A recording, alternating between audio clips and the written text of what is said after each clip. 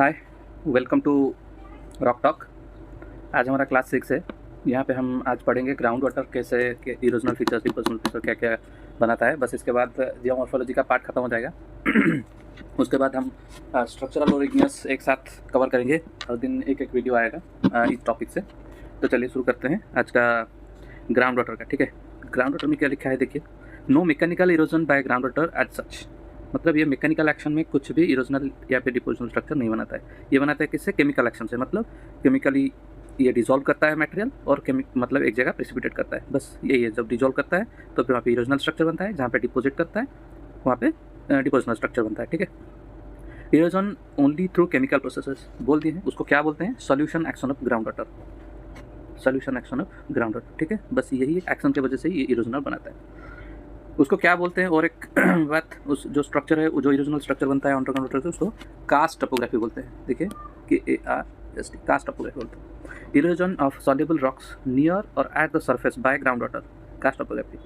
It consists of dense rocks, highly jointed and thin beds. ये कहाँ पे देखने को मिलता है? डेंस रॉक होगा, हाईली जॉइंटेड फीचर्स होगा और थिन बेड होगा। और मैं मोस्ट इंपॉर्टेंट क्या है, ये सॉल्युबल थिंग से बना होगा, मतलब जो भी जॉइंटेड फ्रैगमेंट्स है उसी के अंदर ही पानी अंदर तक जाएगा और सॉल्यूशन एक्शन प्रोवाइड मतलब अकर करेगा। ठीक है, क्या लिखा है? Dissolution of soluble carbonate rocks bye weakly acidic water is ultimately responsible for the formation of karst topography. Solution वही डिसोल्यूशन लिखा हुआ है, मतलब डिसॉल्व करेगा मटेरियल को। ठीक है, ऑफ सॉल्युबल कार्बोनेट। कार्बोनेट क्या होता है? जो CaCO3 कैल्शियम कार्बोनेट होता है। ठीक है, वही कार्बोनेट वाला रॉक, कार्बोनेट वाला मटेरियल, यही सब क्या करेगा? डिसॉल्व होगा। और जो क्रैक्स एंड जॉइंटेड फीचर्स है तो उसी के अंदर जाके ये डिपॉजिट करेगा। ठीक है, और इरोजन भी कर सकता है, मतलब यहाँ पे आप एक पिक्चर देख सकते हैं। ये देखिए, पानी आ रहा है, यहाँ पे डिसअपियरिंग ऑफ स्ट्रीम हो रहा है। इसका मतलब इससे इसी प्लेस से ये अंदर underground water solution action provide कर रहा है और नीचे कास्ट टोपोग्राफी बना रहा है। ठीक है, और ये मेनली कौन सा पानी करता है? नॉर्मल पानी नहीं, एसिडिक रेन वाटर करता है। ठीक है, मतलब जो प्रेसिपिटेशन होता है उसके साथ कार्बन डाइऑक्साइड रिएक्शन करता है और कार्बनिक एसिड बनाता है। ठीक है, SCO3 माइनस। तो वही वाला जो पानी होता है ना, वही डिसोल्यूशन एक्शन के लिए रिस्पॉन्सिबल है। वो एसिडिक इन नेचर होता है। ठीक है, जो रेन वाटर होता है एसिडिक रेन वाटर, वही कास्ट टोपोग्राफी फॉर्मेशन करता है। देखिए यहाँ पे लिखा हुआ है कौन सा एसिडिक एक्शन है, ये वाला कार्बनिक एसिड। ठीक है, 2HCO3 minus. CaCO3 calcium carbonate है। कैल्शियम कार्बोनेट के अंदर क्या होगा? पानी और कार्बन डाइऑक्साइड जो डिसॉल्व करके आया होगा एटमॉस्फेयर में, जो कार्बन डाइऑक्साइड है वो रिएक्शन करके कार्बनिक एसिड फॉर्मेशन करते हैं। तो वही वाला पार्ट क्या करता है? आपका कास्ट टोपोग्राफी करने के लिए रिस्पॉन्सिबल होता है। फिर देखते हैं जो इरोजनल फीचर्स है, लैपीज क्या होते हैं देखते हैं। आज ground water pass through limestone region, leaching action produces rock topography. Leaching action क्या होता है? वही जो सॉल्यूशन कर रहा है ना, उसी को ये वन सिंगल वर्ड लीचिंग बोल देते हैं। लाइमस्टोन रीजन में लाइमस्टोन क्या होता है? CaCO3, अभी हम पढ़े ना, CaCO3। ठीक है, इसी के साथ पानी और carbon dioxide H2 plus CO2, ये रिएक्शन होता है। और ये क्या डिपोजिट करता है? कैल्शियम डिपोजिट कर, मतलब प्रेसिपिटेट करता है और बाकी एसिड बनाता है। ठीक है, 2HCO3 माइनस। ठीक है, enlarged joints in limestone and forms conjugate patterns of cliffs and ridges। Solution action के वजह से क्लिफ्स एंड रिजेस फॉर्मेशन करता है। क्लिफ्स आर कॉल्ड ग्रिंकर्स। ठीक है, क्लिफ्स को ग्रिंकर्स बोलते हैं और रिजेस को क्लिंट्स बोलते हैं। रिजेस के साथ स्ट्रक्चर है ऐसा वाला। ठीक है, रिज वाला स्ट्रक्चर। और जो क्लिप्स क्या होता है? पूरा स्ट्रिप साइडेड वाल होगा। ठीक है, स्ट्रिप साइडेड वाल, तो इसको क्या बोलते हैं? ग्लिंकर्स बोलते हैं। ठीक है, फिर चलते हैं सिंक होल्स क्या होता है। आप साइड में पिक्चर देख पा रहे होंगे, यहाँ पे सॉल्यूशन एक्शन होकर ना एकदम एक क्या गड्ढा के जैसा बन जाएगा। तो वहाँ पे जो भी मटेरियल होगा, सॉल्युबल मटेरियल, वो सॉल्यूशन में मतलब घुल जाएगा और कहाँ निकल जाएगा, मतलब पानी के साथ निकल जाएगा बाहर। तो यहाँ पे जो डिपोजिशन सॉल्यूशन मटेरियल था, सॉल्युबल मटेरियल था, वो सॉल्यूशन बन जाएगा और बाहर निकल जाएगा और क्या छोड़ जाएगा? गड्ढा, ये वाला। ठीक है, ये वाला, इसको क्या बोलते हैं? Sink holes.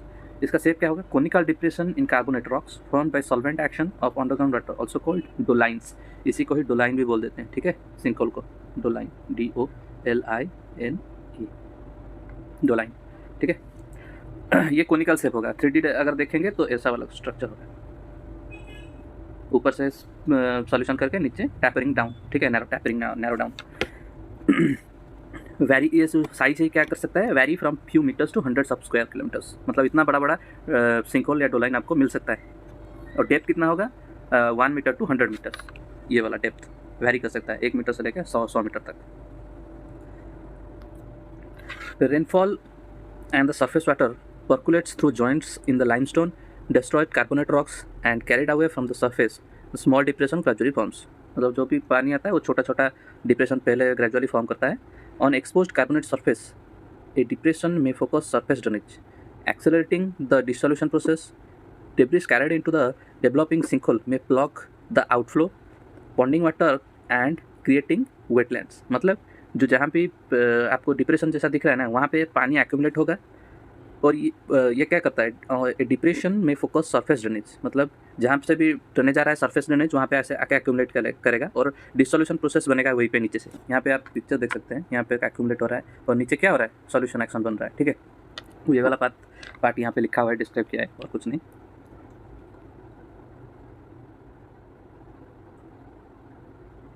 और जो मतलब जो भी डेब्रिस लाया होगा वो रन ऑफ वाटर से, मतलब जो पानी बाहर से बारिश की वजह से आएगा वहाँ पे पॉन्ड पे एक तो एक्यूमुलेट करेगा और दूसरा जो भी डेब्रिस लाया होगा वो क्या करेगा, ब्लॉक कर देगा। मतलब नीचे जो सिंकहोल होगा जहाँ से देखे पानी पर्कुलेट कर रहा होगा, block the outflow ponding water and creating wetlands. मतलब ऊपर जो पार्ट है और नीचे वाला जो सिंकहोल वो ब्लॉक हो जाएगा तो ऊपर वाला पार्ट सिर्फ पानी रह जाएगा, तो वहाँ पे क्या फॉर्म होने का चांसेस है, वेटलैंड्स। ठीक है, वेटलैंड्स क्या है, पानी एक जगह रुक जाएगा और कहाँ से फ्लो भी नहीं होगा, तो इसी जगह पे वेटलैंड बनेगा। ठीक है,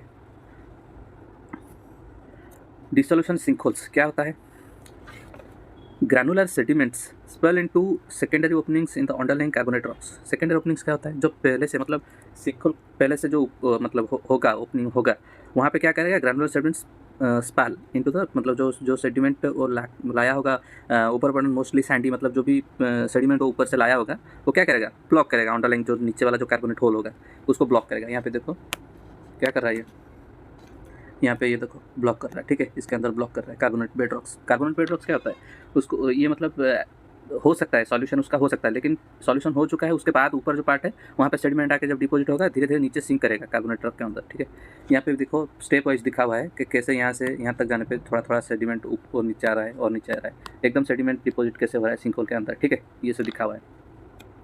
in areas where cover material is thick और sediment contains more clay, cover subsidence sinkholes are relatively uncommon, are smaller and may go undetected for long periods। मतलब जहाँ पे भी क्लेई सेडिमेंट्स होगा और जो सेडिमेंट्स ऊपर सिंकहोल के ऊपर जो भी मतलब क्या बोलते हैं, जो सेडिमेंट के ऊपर जो भी एरिया होगा जहाँ पे क्लेई एरिया होगा जो सेडिमेंट लेके आएगा और रिलेटिवली क्या होगा, अनकॉमन होगा और very smaller and may go on detected for long periods. मतलब यहाँ पे जो होगा ना जो ऊपर वाला एरिया यहाँ पे इतना टाइम से सेडिमेंट डिपॉजिट होगा, नीचे जो सिंकहोल है वो ऑन डिटेक्टेड रह जाएगा जब ये वाला मतलब क्ले वाला एरिया ज़्यादा होगा तो। ठीक है, in otherwise cover are thicker और सेडिमेंट कंटेंट्स मोर क्ले।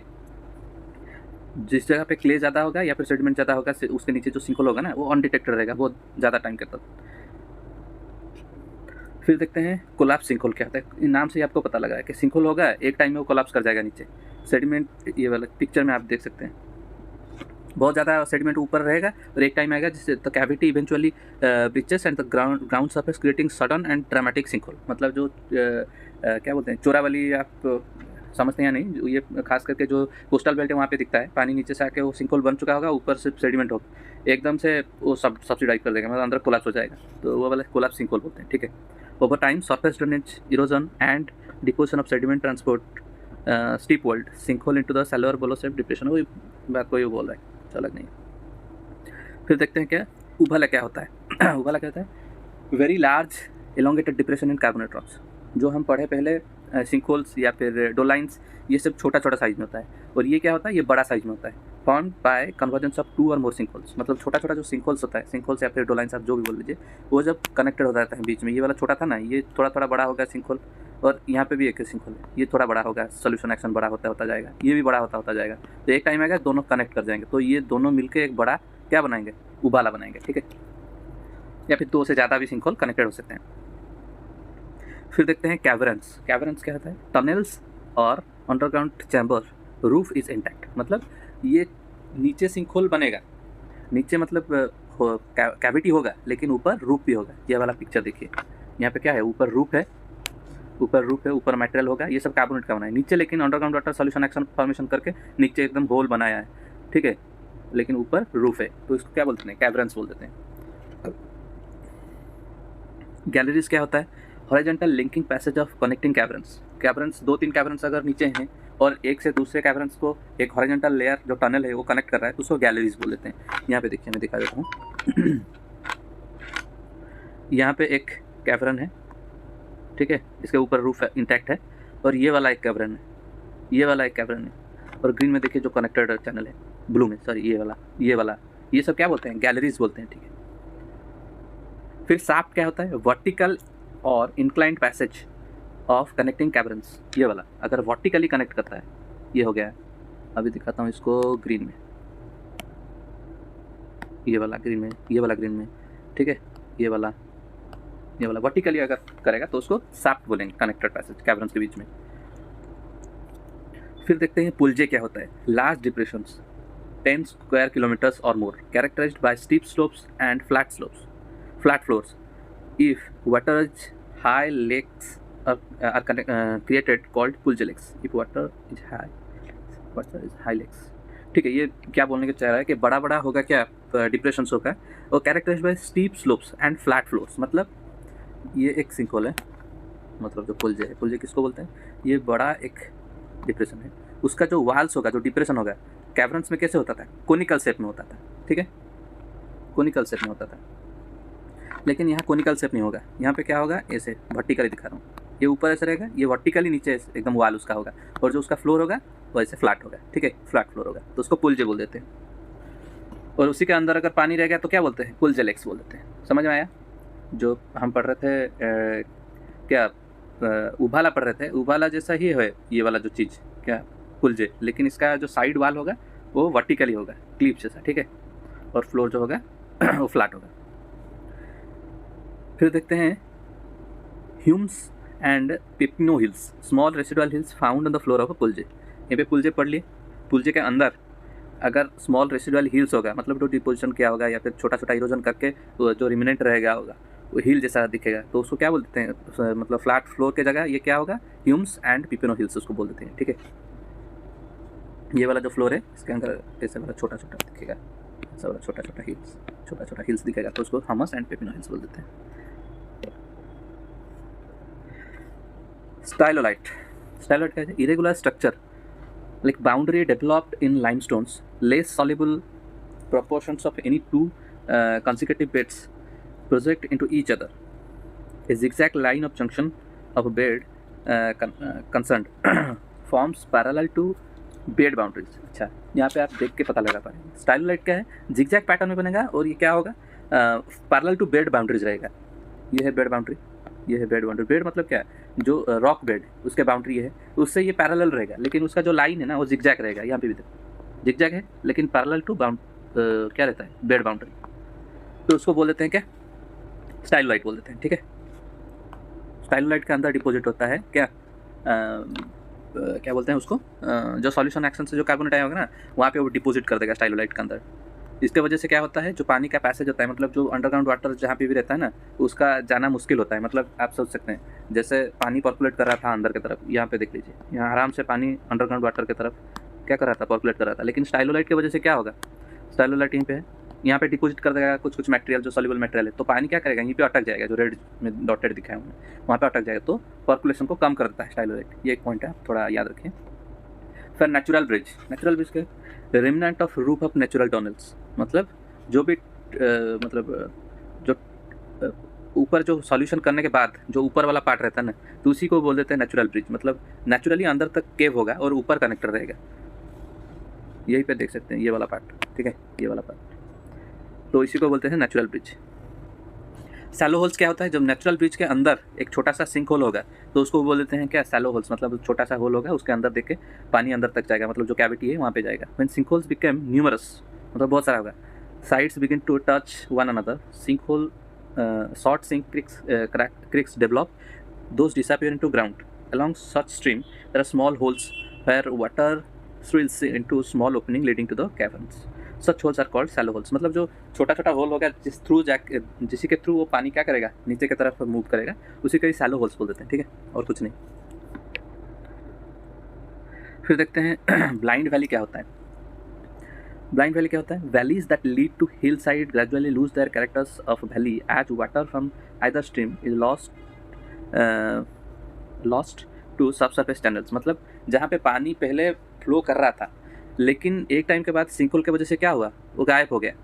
तो जो पैसेज था जिस थ्रू पानी जा रहा था, उसी को भी बोल देते हैं ब्लाइंड वैली। मतलब जहाँ पहले पानी जा रहा था लेकिन सिंकहोल की वजह से पानी जाना बंद हो गया और नीचे की तरफ पानी फ्लो कर दिया, और उसी को भी बोल देते हैं ब्लाइंड वैली। यहाँ पे देखिए, यहाँ से पानी पहले जा रहा था, लेकिन एक जगह आया, इसी जगह वो अंडरग्राउंड वाटर चला गया, ठीक है। तो जो पैसेज जहाँ से पानी जा रहा था ना, उसी को भी ब्लाइंड वैली बोल देते हैं। फिर देखते हैं कास्ट वैली। कास्ट वैली क्या है? Very deep valley formed by solution action on limestone. Same चीज़ है और कुछ नहीं। कास्ट वैली मतलब लाइमस्टोन में जो आपको दिखेगा, जो ब्लाइंड वैली दिखेगा, कास्ट वैली, उसी को ही बोल देते हैं कास्ट वैली, ठीक है। डीप वैलीज है लाइमस्टोन में, तो उसको बोल देते हैं कास्ट वैली। कुछ अलग नहीं है, मतलब ज़्यादा कुछ इसमें नहीं है, फीचर नहीं। फिर ये वाला थोड़ा इंपॉर्टेंट है, इसको पढ़ देते हैं, स्टैलेक्टाइट और स्टैलेग्माइट। स्टैलेक्टाइट क्या है? स्टैलेग्माइट और स्टैलेक्टाइट में जी का अंतर देखिए, ये वाला जी। तो जी मतलब ग्राउंड, ये याद रखिए। तो जो भी ये डिपोजिशनल स्ट्रक्चर है, ठीक है, क्या है ये, क्या मतलब कैविटी बन गया है, ऊपर फ्लोर है, मतलब ऊपर रूफ है, ठीक है।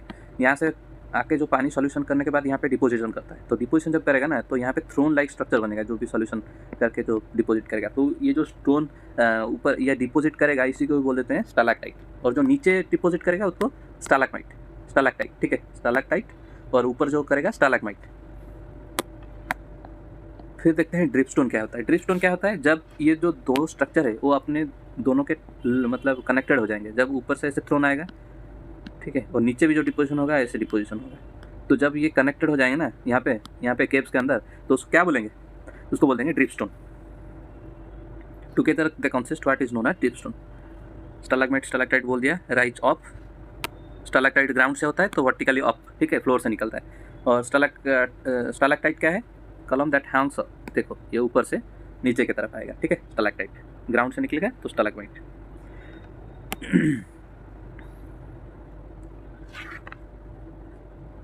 फिर देखते हैं स्टैलेक्टाइट स्टैलेग्माइट के बाद ये वाला फीचर देखो कैसा दिख रहा है। केव्स के अंदर ऊपर से वो डिपॉजिट किया है, ये ऊपर से फ्लोर से निकला है, तो उसको क्या बोलेंगे?